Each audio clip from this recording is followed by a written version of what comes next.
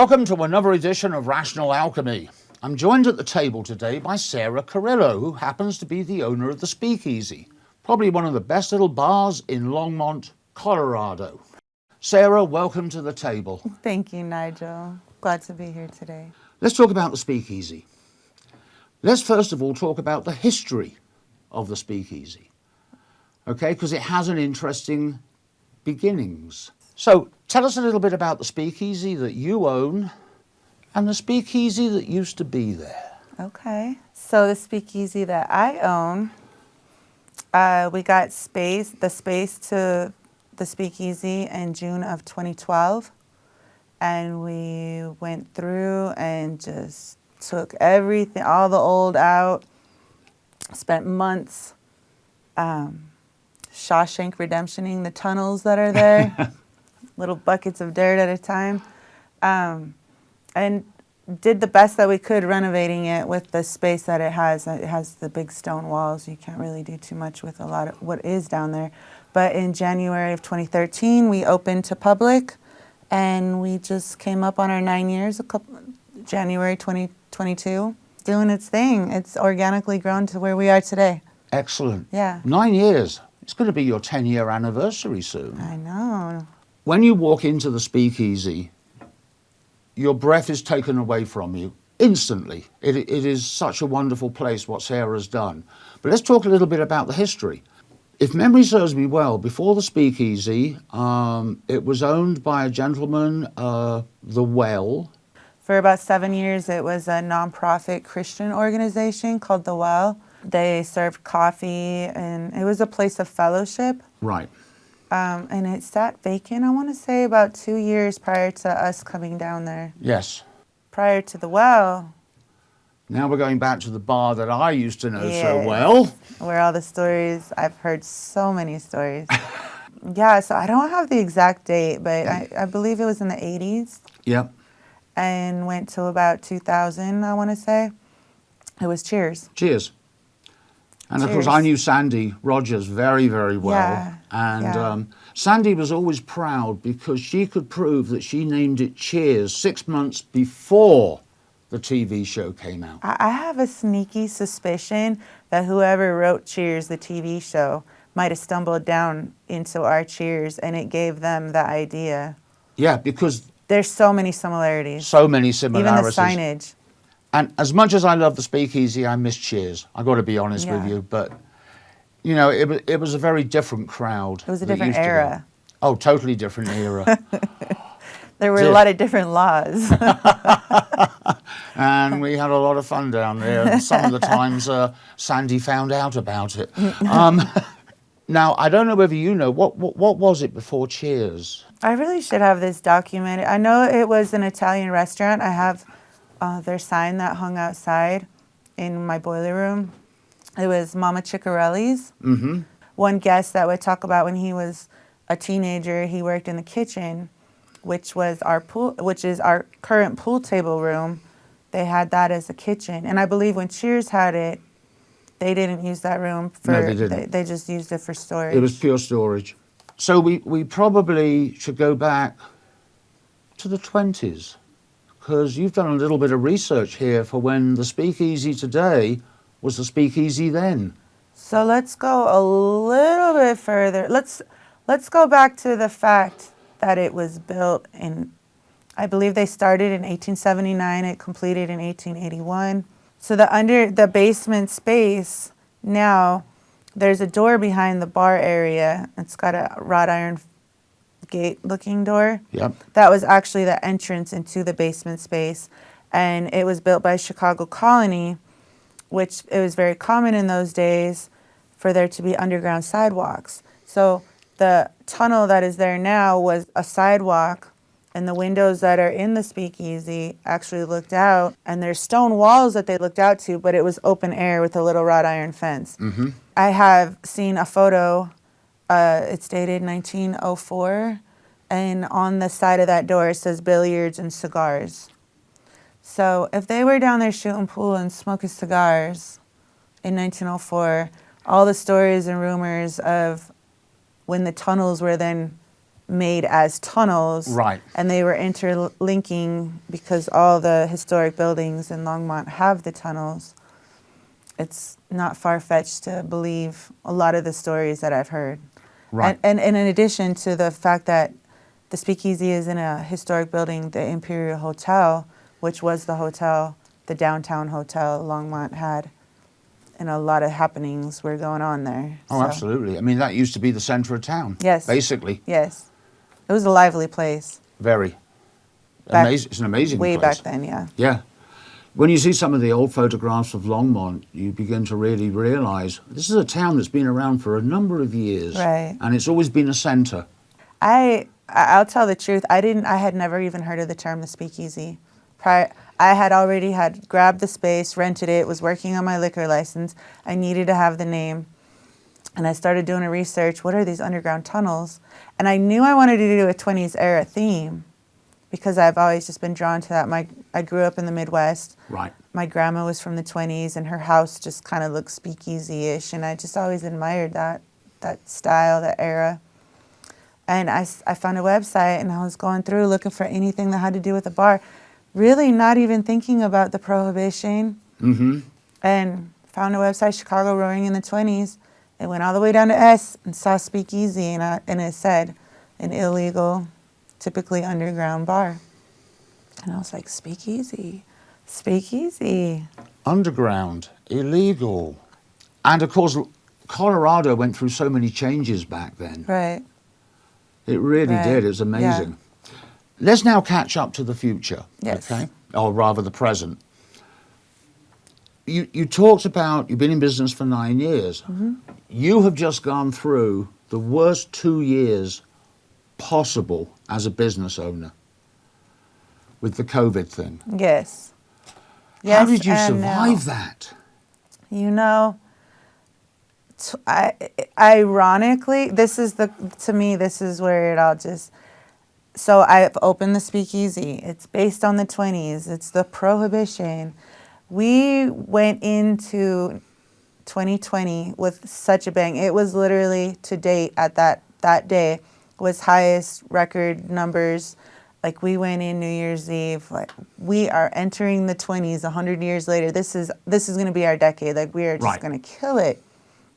And New Year's Eve was so fun.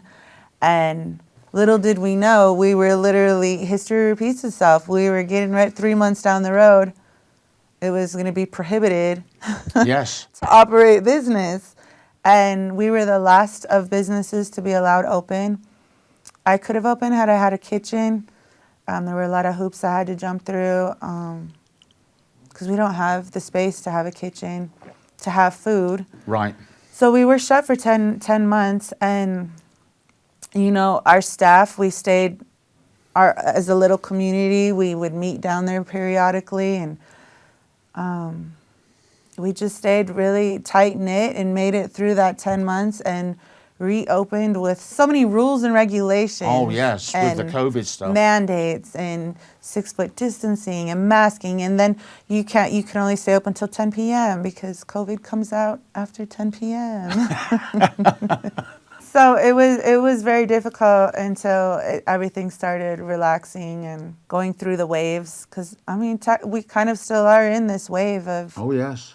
Of adjusting to what the new normal is. So. Right. Have you seen an increase, though, over this year, from the start of 2022 to now? Have you seen your numbers going back up? No, because January coming into February is a slow month anyway. Yeah, right about now is when we start seeing the pickup. Okay. Tax season, the weather's starting to get nice. It's not as brutal. 2021, I will say, it was the summer of 2021 was like, people are ready to get out. They are really ready to get out and be amongst one another and fellowship and cut up, have a good time, listen to good music.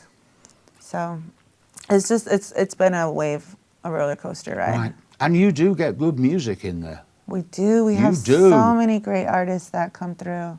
Yes. I feel very proud to have some of the musicians that that either I've stumbled across or actually we are at the point now where I have musicians reach out to me. Nice. and they're touring, and they're going to be coming through Colorado in these months. And then I do my little homework, and I'll go to their website and check them out, and I'm like, oh, this is so incredible. Like, so the word is out there. So that's exciting. If you have bands that want to play there, you know that you're an establishment that the music industry wants to be a part of. Yes, which is an honor for me. It's a great honor for you. It is, because That's wonderful. That's the basis of what I wanted to establish. Yes. I used to go to open mic occasionally down in the Cheers days. And we used to have, you know, like the bar area would be full of musicians. And where you've got the two big settees used to be the stage area. Right. And honestly, I heard some of the best music under the sun from musicians that just got up, never played together, jammed. And you sat there going, this is amazing. I haven't won them all. There's been a couple times where I was like, trial and error, sir, trial and error. But overall, the level of musicians that I've had come down there, in addition to, like, the space is not really a venue kind of space, but it's a very intimate space, and it doesn't matter really who comes down there. When they do their thing, it's people leave with fond memories and having danced all night long, and the sound that the room itself, we call it the shotgun room. Yes. It's a 20s term. It's a very long, narrow room, and with the tin ceilings and the stone walls, the wood floors, the sound just travels. It just sounds travels down. That's what I've heard so many times from musicians. This is their favorite room to play in because it sounds phenomenal. Oh yeah, if you're sitting by the entrance that goes into the bar or sitting down close to the stage, the quality of the sound doesn't vary. Right. I can tell you a quick funny story actually. Cheers, one Saturday night, I'm sort of sitting there and there was only a couple of people.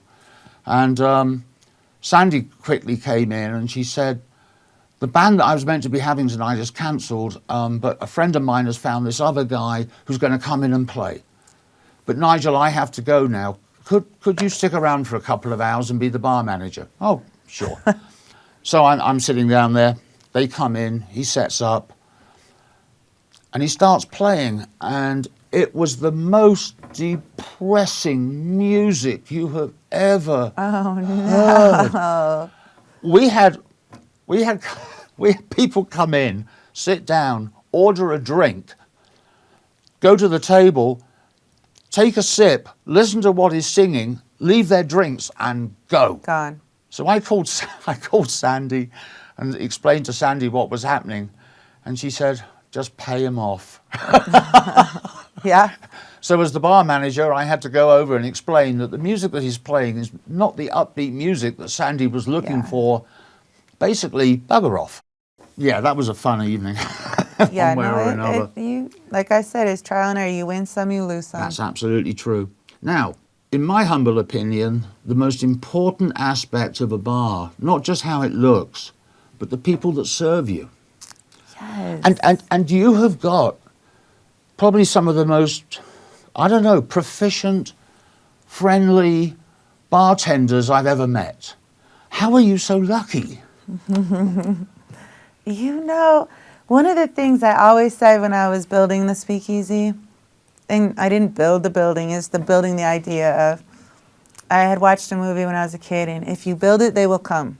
Mm-hmm. If you build it, they will come. And so I've always said that to myself, even when I get frustrated. And I will tell you, I wouldn't be where I am today if it wasn't for my staff. Some of my staff has been with me since the very beginning.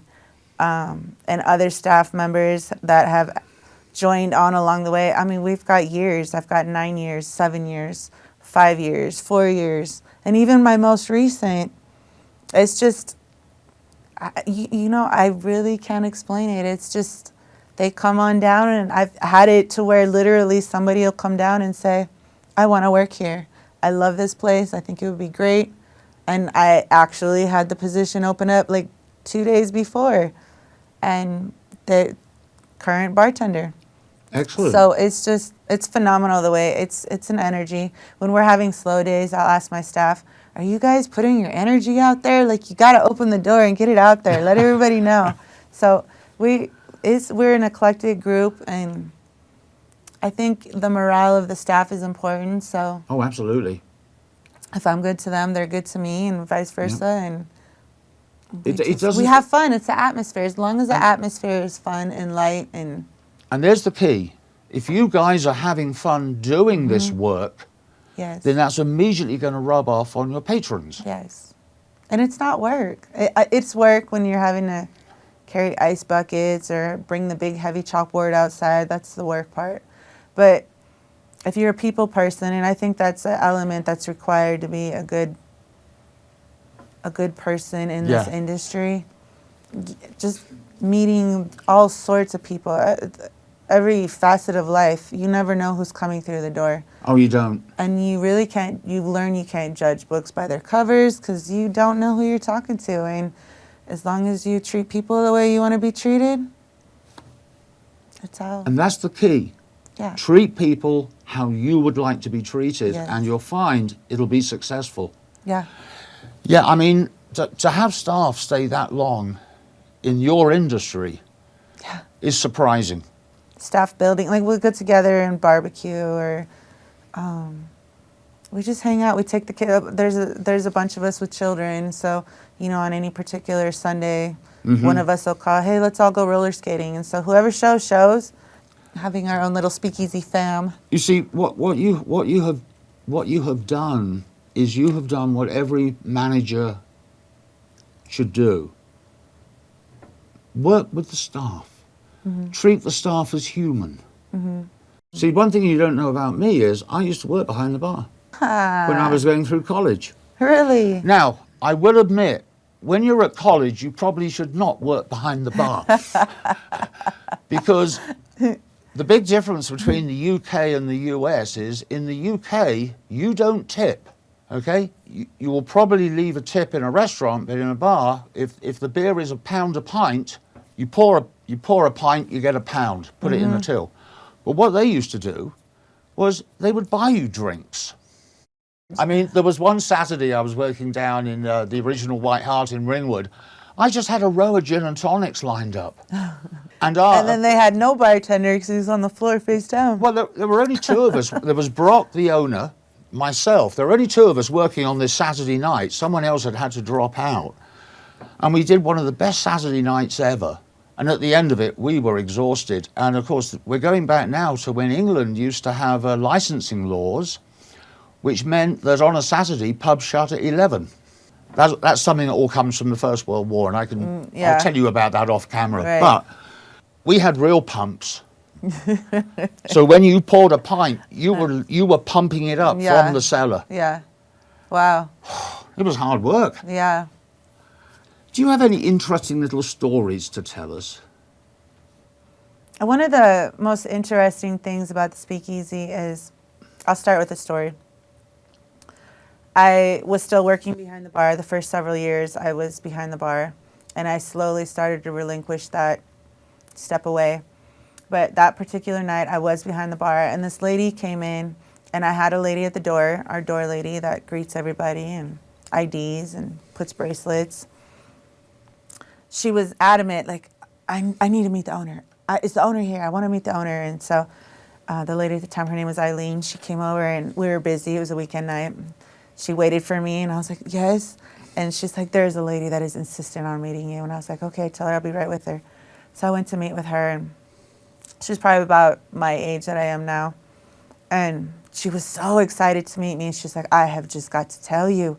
She said that she was a triplet, and that they have they're very intuitive into the spiritual realm. Mm-hmm. And she said when herself and her two sisters get together, they could put together a whole story, because they each have different gifts in this, if you believe in these things. And she said, I just need to tell you, I'm here by myself with my girlfriend, but this is the second time in my life that this had happened. And I don't want to age myself or put my age out here, but, if this is only the second time in her life, like, it's pretty profound to her. She said when she walked into the Speakeasy, as she entered through the door, the spiritual energy that's down there hit her so hard that it literally took her breath away. And she had to and gasped for air. And she said the only other time that it had happened was at I believe it's the Drake Hotel in Chicago.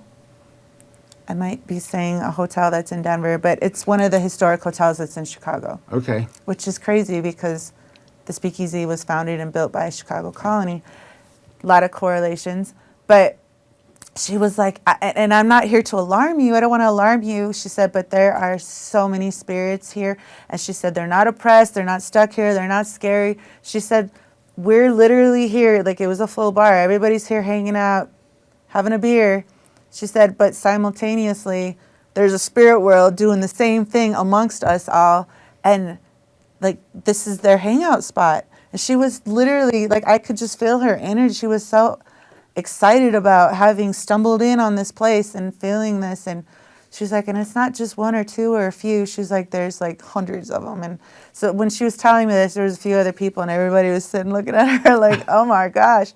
But we have had a lot of ghost hunting tours, and again, I could tell you stories of all the things. There is an energy, if you believe in these things, of a lot of history that's transpired. But I guess the spirits are flowing in our world as well as another dimension.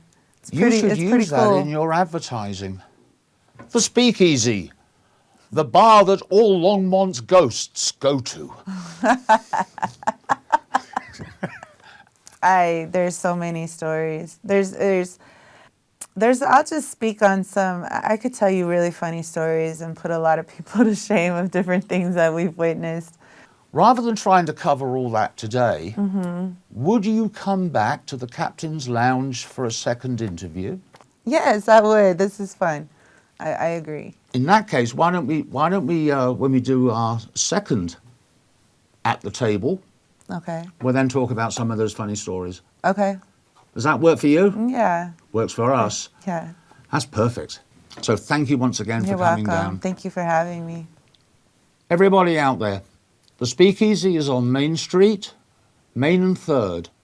But as I said at the start of this interview, in my humble opinion, the Speakeasy, best darn little bar in Longmont. You are transported back to the 20s. And the reason I know that is where my daughter works in California, in her school is a real 1920s speakeasy that has never been touched from the 20s. Wow. And if you could see that and could see what Sarah's done, you'd go, she nailed it. Really did. Anyway, I just remembered. I made a movie with Tom down there. In 2003, Sandy let us borrow Cheers for a couple of weekends because Tom wanted to put one of his screenplays to video. So we took over the place. So stay tuned, because coming up in 10, 9, 8, The Runner. Thank you.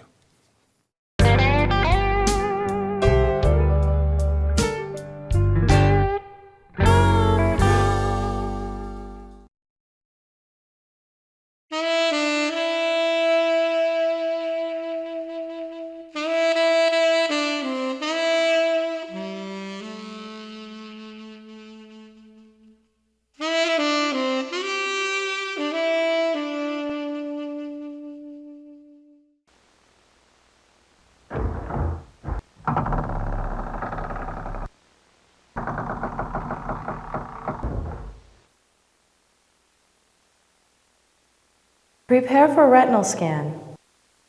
Scanning in progress. Scan complete. Analyzing.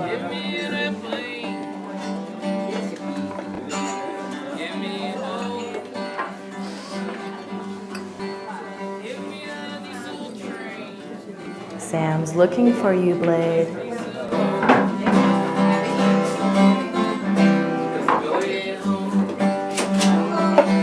Enter at your own risk. Thanks, guys.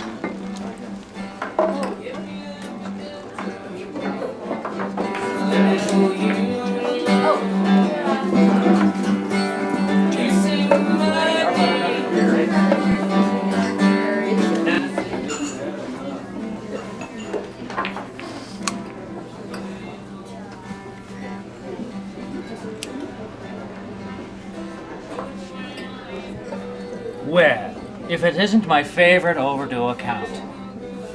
Sam's looking for you, Blade. Buzz, tell me something I don't know. Like any chance of that good stuff? Ha! Like any chance of money? Belly up to the bar, Blade. It's cheap, and it won't give you gas.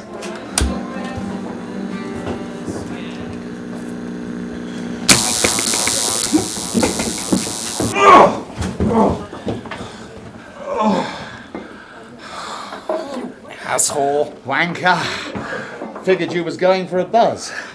Figured I'd join you. By the way, old boy, the bitch is back, and she's looking for you. Yes, Ken. Florida was not my fault. Nobody told me Jacksonville was being sat on by bad guys. Irrelevant. Scavenger's handbook. Adapt, deal, or die. Whoa, hey, Johnny? What you doing, big guy? My job. Oh, Sam, just the man I wanted to see. You wanted to see me, Blade? Excuse me, do I have easy written on my forehead? Don't hit him in the face, Jonathan. It used to be the best seat in the house. Break a finger on his clutch hand. Okay. Get the idea. By the way, this hurts. Well, of course it does. Later. Wanna buy a gun?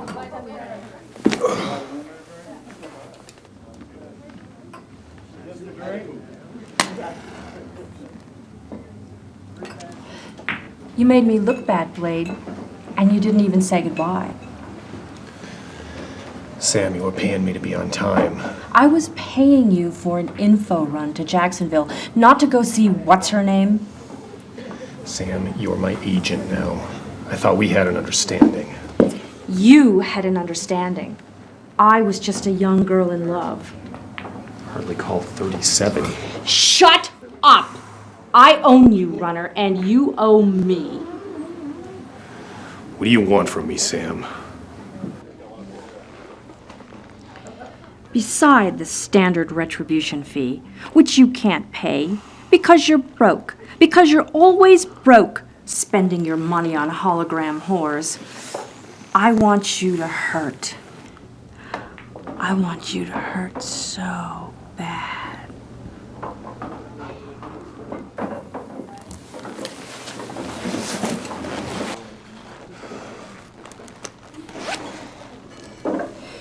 This is going to hurt me a lot more than it's going to hurt you. Not. Excuse me. Who the hell are you? Perhaps a solution to your problem. Oh, damn, glad to meet you. I asked you a question. Who are you? Well off. Anything else? How well? Enough.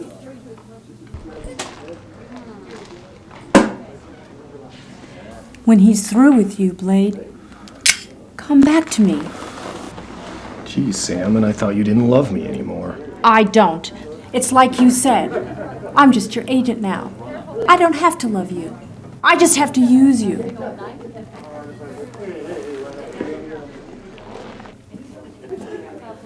I need another runner. Now. Standard guild wages and excellent fringies. Coming, Harley?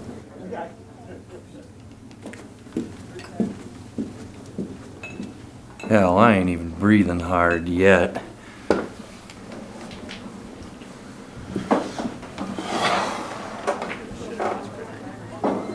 What? My name is William.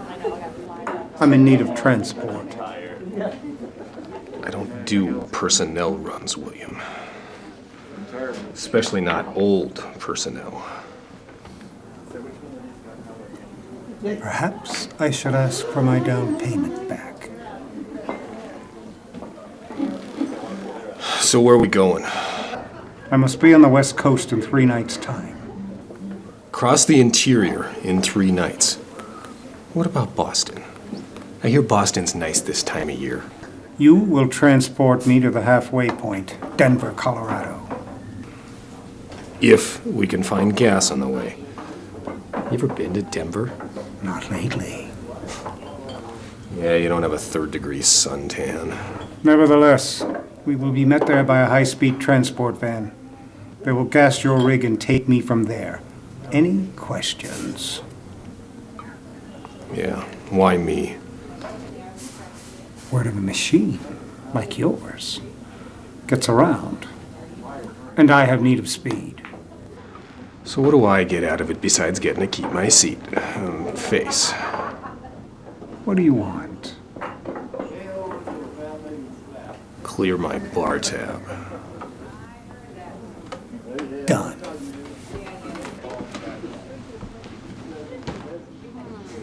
Blade! This bugger's nuts. Denver's the start of the zone. Swellhead City.